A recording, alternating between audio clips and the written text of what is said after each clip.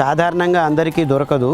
దీన్ని మేకముట్టని ఆకు అంటారు, జస్టిషియా అడతోడా అని. ఇది శ్వాసకోశ సంబంధ రోగాలు, ఆస్తమాకు, ఈ బీడీలు సిగరెట్లు తాగే వాళ్ళకు, లంగ్స్కు ఇబ్బంది ఉన్న వాళ్ళకి, నిశ్శక్తి నిర్వీర్యం ఉన్నవాళ్ళు, క్షయ, టీబీ, లంగ్ క్యాన్సరు ఇలాంటి వాళ్ళకు చాలా అద్భుతంగా పనిచేస్తుంది. మామూలుగా ఏం చేస్తారంటే ముందు పాతకాలంలో ఈ ఆకును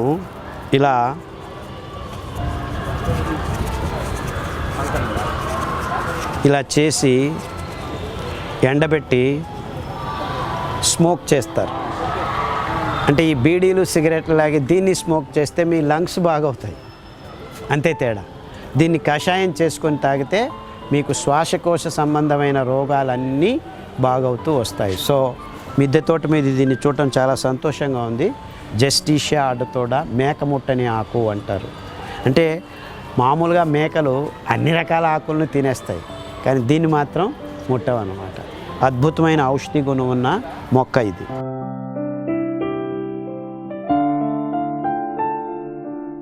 ఇది నిమ్మగడ్డి, చాలా అద్భుతమైన వాసన వస్తుంది. ఇలా పిసికి ఇలా వాసన చూస్తే ఆహా ఆనందంలో తేలిపోతారు. దీన్ని కషాయం చేసుకొని తాగటం వల్ల మీకు క్యాన్సర్ని దూరం ఉంచేదానికి వీలవుతుంది. అతి అద్భుతమైన గుణం ఉన్నది. క్యాన్సర్ వచ్చిన తర్వాత అంతగా ఉపయోగపడదు, క్యాన్సర్కు రాకముందు అంటే వారానికి 2 రోజులు మీరు నిమ్మగడ్డి కషాయం తాగుతూ ఉంటే ఈ క్యాన్సర్ కారకాలని దూరంగా ఉంచేదానికే బాగా పనిచేస్తుంది. అంతేకాకుండా దోమల్ని, క్రిముల్ని, కీటకాలని దూరంగా ఉంచాలంటే మీరు ఈ లెమన్ గ్రాసు, సాదాపాకు, కలబంద ఈ 3 మొక్కల్ని మీరు దట్టంగా పెంచుకుంటే చాలా బాగా. అంతేకాకుండా ఈ లెమన్ గ్రాసు మీ పొలాల్లో చుట్టూ వేసుకుంటే పందులు కూడాను దూరంగా ఉంటాయి. సో ఇది అద్భుతమైన వాసన, మంచి వాసన, సువాసన, చాలా మంచిది.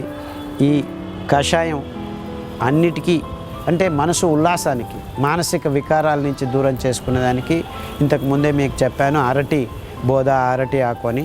దానికి తోడుగా ఇది ఇంకొక వారం తీసుకుంటే మీరు చాలా ఇబ్బందుల నుంచి దూరం అవుతూ వస్తారు. ఇది మిరప చెట్టు, పూలు ఉన్నాయి, కాయలు కాస్తున్నాయి. మిరపకాయ లేకుంటే మన ఆంధ్ర వాళ్లకు ఉనికే లేదు. అంటే అన్ని రుచులకు కారం కావాలి, స్పైస్ ఇన్ లైఫ్ మిరపకాయ.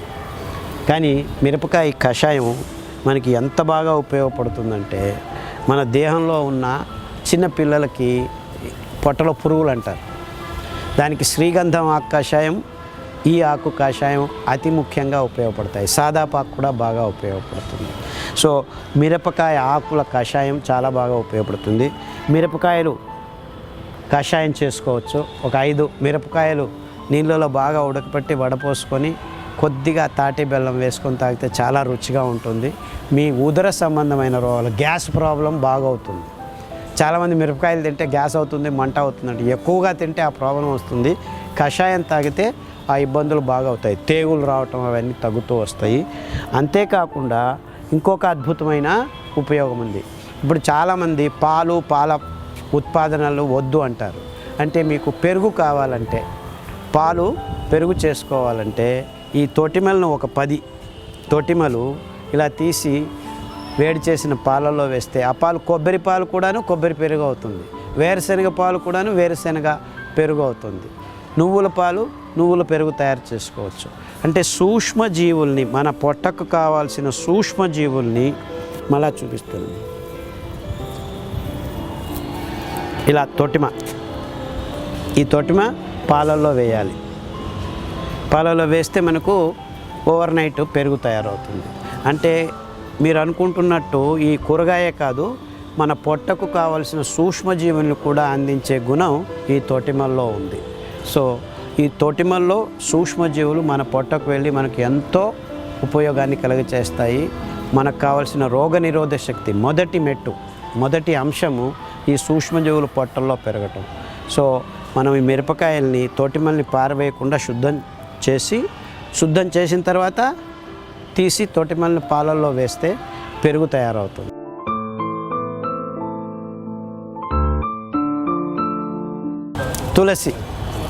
తులసి లేని ఇల్లు శ్మశానం అని మన పూర్వీకులు చెప్పారు. అంటే తులసి ఉంటే అక్కడ జీవం చైతన్యంతో ఉంటుంది అని. అంటే ప్రతి ఒక్క ఇంటిలో పెరట్లో ముందు ఎక్కడంటే అక్కడ ఉండాల్సిన అతి అద్భుతమైన మొక్క. దీని పేరే హోలీ బేసిల్ అంటారు. అంటే పవిత్రమైన మొక్కల్లో అతి పవిత్రమైనది తులసి మొక్క. తులసి మొక్క ఇది ఇలా విత్తనాల సమయం ఆసన్నమైంది దీనికి. ఈ విత్తనాల నుంచి ఆకు, కడ్డీలు, వేర్లు ఏ భాగమైనా కానీ మనకు కషాయంగా పనిచేస్తుంది. మీరు ఈ అద్భుతమైన తులసి కషాయం అది మీకు రోగనిరోధక శక్తికి అతి ముఖ్యమైనది. విషమ జ్వరాల నుంచి దూరం ఉంచడానికి విలువైంది.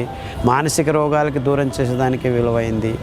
ఏమైనా ఇబ్బందులు ఏమి దిక్కు తెలియదంటే తులసి కషాయం తాగండి. అంటే ఎన్నిసార్లు వాడినా మీకు ఇబ్బందులు లేకుండా, అంటే ఎక్కువైనా కానీ ఏ ఇబ్బందులు కలగజేయని కషాయం ఏదంటే తులసి కషాయం. అంటే కొన్ని ఆకులు ఉన్నాయి. ఇప్పుడు మిరపకాయ ఆకు కషాయం, టమాటా ఆకు కషాయం ఎక్కువగా చేశారనుకోండి కొన్ని ఇబ్బందులు తయారవుతాయి. అలా ఏ ఇబ్బందులు కాకుండా ఉండే అతి అద్భుతమైన పవిత్రమైన కషాయం తులసి ఆకు కషాయం. సో తులసి ప్రతి ఒక్క ఇంటిలో, మిద్దె తోట కాదు, చిన్న ఇల్లు పూరి గుడిసె ఉన్నా కానీ మీ ఇంటి ముందు పవిత్రమైన ఈ తులసి ఉండాలి అని గట్టిగా చెప్పేదానికి ఇష్టపడుతున్నాను నేను.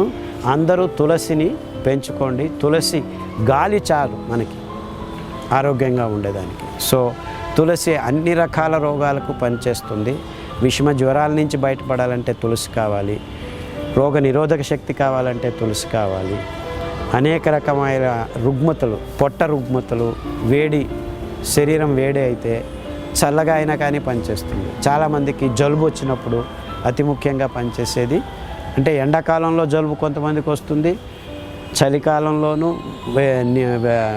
వానాకాలంలోనూ అన్ని రకాల సమయాల్లోనూ పనికొచ్చే కషాయం ఏదైనా ఉందంటే తులసి కషాయం మొదట్లో ఉంటుందన్నమాట. సో ఇది అద్భుతమైన కషాయం.